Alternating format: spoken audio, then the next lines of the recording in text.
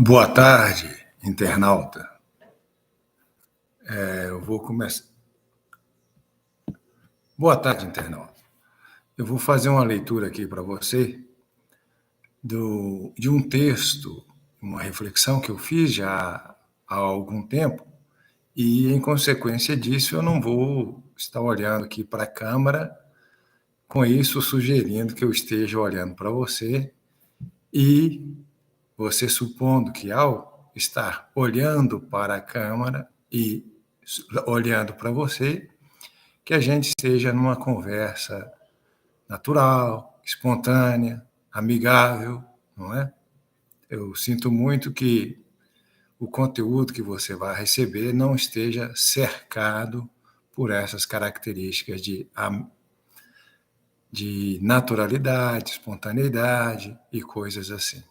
Eu vou proceder à leitura aqui agora, ok? Boa tarde, internauta. Para você entender a fé em você, para você entender a fé em você, eu vou ler Mateus, o livro de Mateus, o Evangelho de Mateus, capítulo 7, versículos 28 e 29. A leitura é: Quando Jesus acabou de pronunciar estas palavras, as que foram ditas previamente, não é? Estavam as multidões atônitas com o seu ensino, com o ensino de Jesus, porque ele as ensinava como quem tem autoridade e não como os mestres da lei. A reflexão que eu fiz a partir dessa passagem é: para estudarmos a fé em você, internauta, para estudarmos a fé em você dessa citação, da citação que acabei de fazer, vamos conversar sobre a palavra autoridade. Quem ouviu Cristo, segundo a passagem que acabei de ler, se maravilhou, e se maravilhou porque Cristo ensinava com autoridade. Penso eu. Desculpa, pessoal. Penso eu aqui que a fé em você, a fé que você tem em você, depois, se for o caso, eu apresento mais detalhadamente o duplo sentido na expressão a fé em você. Penso eu aqui que a fé em você te faz crer que o termo autoridade signifique aquilo que está mais comumente nos dicionários, ou seja, a fé em você te faz crer que a autoridade signifique, primeiro, direito ou poder de ordenar, de decidir, de atuar, de se fazer obedecer. O segundo entendimento, entidade que detém esse direito ou poder. O terceiro entendimento, membro de um governo de um país, representante do poder público. O quarto sentido, eu estou com a minha cachorrinha aqui sobre os meus, debaixo aqui da mesa, sobre a mesa, roncando, né? Aí, se vocês ouvirem, não fiquem, não estranhem, tá bom? O quarto entendimento é autorização oficial para se realizar algo.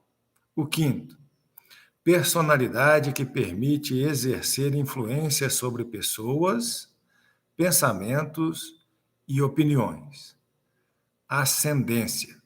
E o sexto e último, especialista de reconhecido mérito em dado campo de conhecimento. Quis apresentar para vocês, então, que você, com a fé em você, que você possui, você traz, ao ouvir a palavra autoridade, traz do seu inconsciente, do seu conhecimento, esse conteúdo que eu acabei de ler e que está dicionarizado.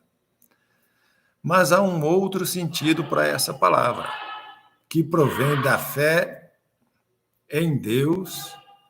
Meu filho também está jogando lá no quarto, jogando.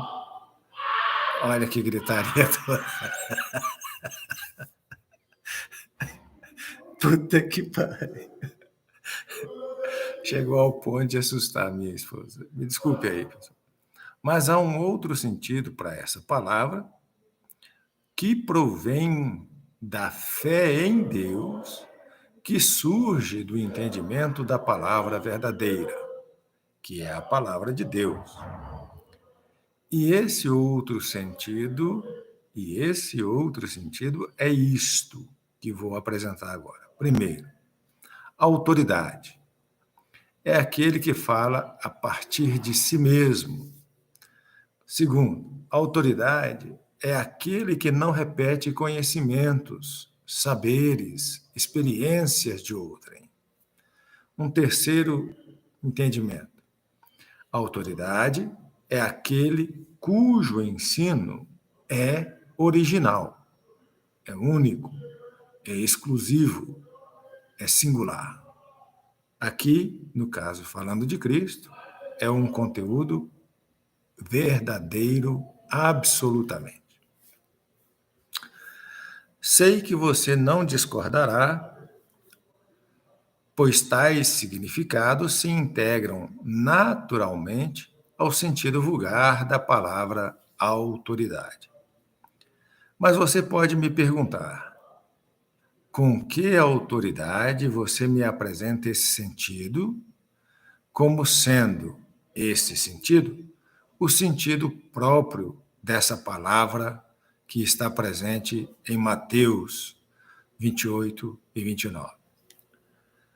Veja bem, internauta, a autoridade é uma palavra formada por radical autor, mais o i, chamada vogal de ligação, mais dade, autor e dade, que é um sufixo conhecido para a formação de palavras abstratas derivadas de adjetivos.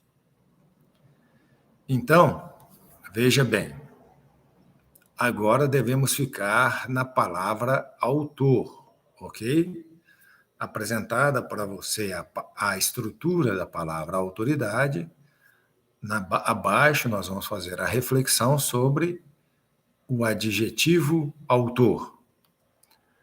Poderíamos dizer que Cristo era o autor das próprias mensagens, era o autor dos seus próprios ensinamentos. Poderíamos dizer que ele de ninguém aprendeu. Ele ensina por um saber próprio. Afinal de contas, ele é o Verbo, é a palavra de Deus. A sua sabedoria e os seus conhecimentos vieram com ele e vieram dele. Ele que, desde o princípio, estava com Deus, que era Deus. Sua sabedoria e conhecimentos não foram adquiridos de homens e não foram adquiridos na terra. Agora, internauta, mesmo a palavra autor é ela mesma uma palavra composta. E é composta pelo radical auto mais o sufixo or. E todos nós sabemos, você sabe, eu vou apresentar algumas palavras aqui, que tem a terminação OR, não é? Esse sufixo é formado para formar adjetivos e substantivos que exprimam a ideia de agente. Veja, por exemplo, estas palavras: ator, batalhador, criador, diretor, eleitor, motor, fator, gerador e muitas outras que você conhece. E o radical alto, sabemos todos o que esse radical significa. Alto é utilizado para revelar o sentido de si mesmo, si próprio. Por exemplo, automóvel, veículo que se move com a própria tração, com tração própria, sem a necessidade de ser puxado por um animal. Automedicação, prescrição de medicação para si mesmo. Autodidata, pessoa que aprendeu por conta própria, sozinha, sem auxílio de ninguém. Temos mais estas palavras aqui para ilustrar para você o sentido de auto. Autosserviço, conhecido na língua inglesa pela expressão self-service. Então, internauta, chegamos agora ao momento em que você fará a opção pelo que a fé em você, tudo aquilo que você pensa ser verdade e que você traz consigo, sem ter checado minimamente a validade de tudo isso que está no seu íntimo, no seu interior, na sua consciência, na sua alma, no seu espírito. Então, internauta, chegamos ao momento em que você fará a opção pelo que a fé em você declara sobre qual seria o sentido da palavra autoridade, ou pelo que a fé de Deus em você lhe revela na passagem acima mencionada. E eu vou relê-la aqui para facilitar o seu entendimento. Quando Jesus acabou de pronunciar estas palavras, estavam as multidões atônitas. Estavam atônitas com o seu ensino.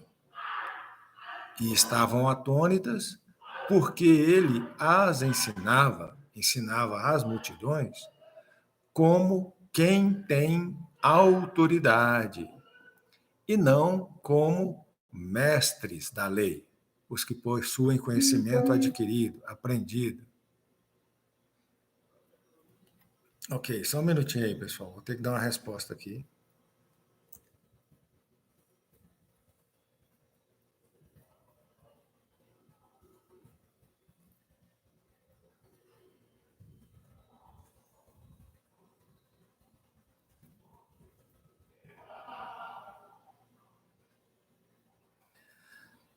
A fé em Deus, em mim, certo, pessoal? A fé em Deus, em mim, me fez optar pelo significado que revela o seguinte: as multidões ficaram atônitas com o seu ensino, por quê? Porque viam na fala de Cristo, viam nessa fala originalidade, viam nessa fala autenticidade, que, por acaso, também tem o mesmo radical de autoridade. Viam na fala de Cristo propriedade, pertinência, a adequação entre a realidade que se apresenta no discurso e a própria realidade. Pois Cristo falava de forma muitíssimo adequada sobre os assuntos que abordava. As multidões viam nos ensinos de Cristo, viam neles, nos ensinos de Cristo, viam nisso as palavras do próprio Criador de todas as coisas. E estas palavras apontavam para a essência das coisas. Cristo, por suas palavras, pelo verbo dele, falava a verdade. e falava ao povo esta verdade. Cristo não falava sobre a verdade.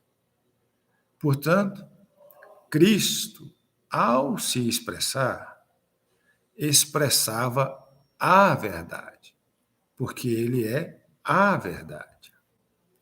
E a verdade absoluta, uma verdade para além do tempo e para além do espaço. A verdade revelada por ele na sua fala, que estava no princípio com Deus e que era e é Deus. Em Cristo, podemos entender o significado Vou repetir. Em Cristo, podemos entender o significado da frase: na vida se ensina sendo, ou seja, exemplo. É preciso ser um exemplo. Na vida se ensina sendo o conteúdo do ensino transmitido. O que se transmite é a própria pessoa. O que Cristo revelava, então, em suas mensagens? Cristo se revelava. E por isso podia pronunciar estas palavras: eu sou o caminho, eu sou a verdade, eu sou a vida. Ninguém vem ao Pai senão por mim.